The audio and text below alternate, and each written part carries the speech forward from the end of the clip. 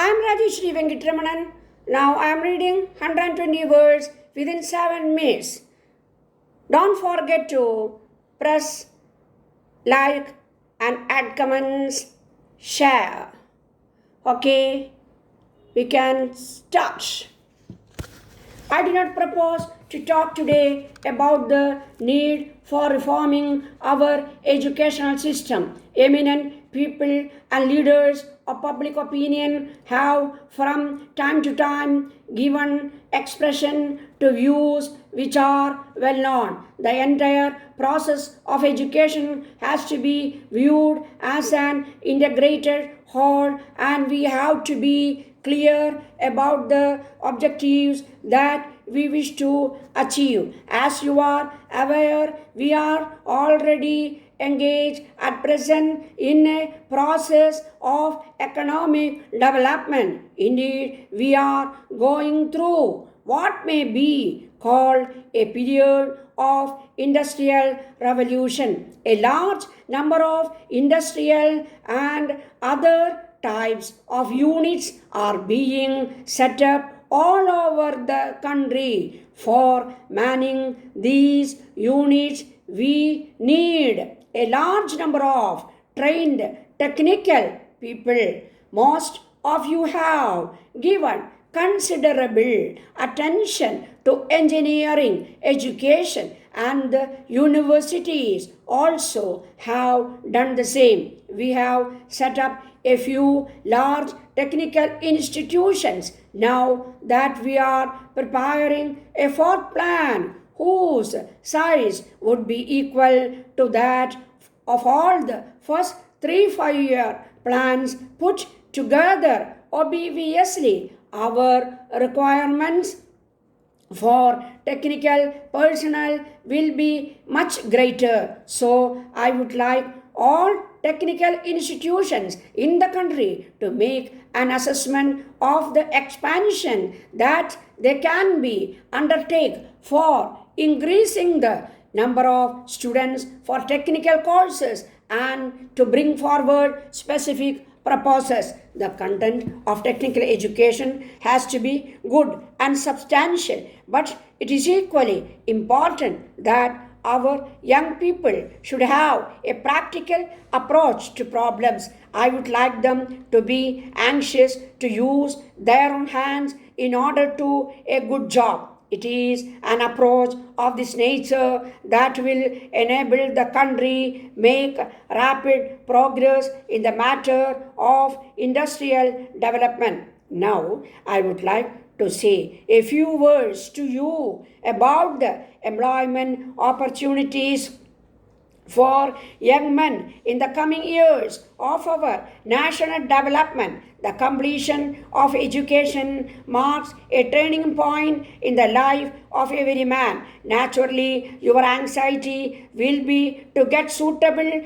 employment which is necessary for finding the means to live. Opportunities for employment are being created more and more as our development plans are given effect to. The fourth 5-year plan, for instance, which will commence in less than a year and a half from now, makes provision for 20 million jobs. It cannot be said that everyone who acquired a degree or a diploma will find employment immediately, but most of you would in due course find yourselves employed in one way or another. There is equality of opportunity for everyone, and to a large extent for your future is really in your hands. Whatever may be your position in future life,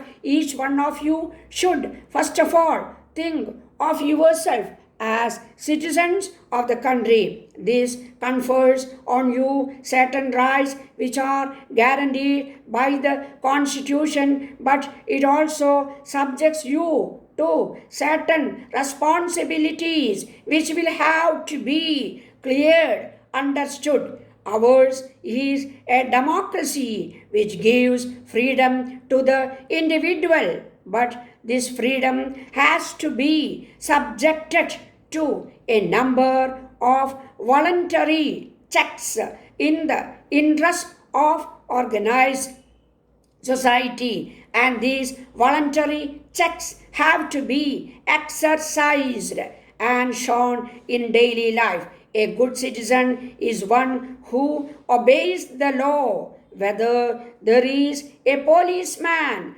around or not, and who takes pleasure in doing his civic duties. In the olden days, the sense of orderliness, manners, and discipline was taught by the combined effort of the family and the teacher. But the economic stresses of modern life do not leave much time to parents to look after their children. In the educational institution, the numbers have grown so large as to take away the benefits which came to accrue formerly by personal contact between the teacher and the taught.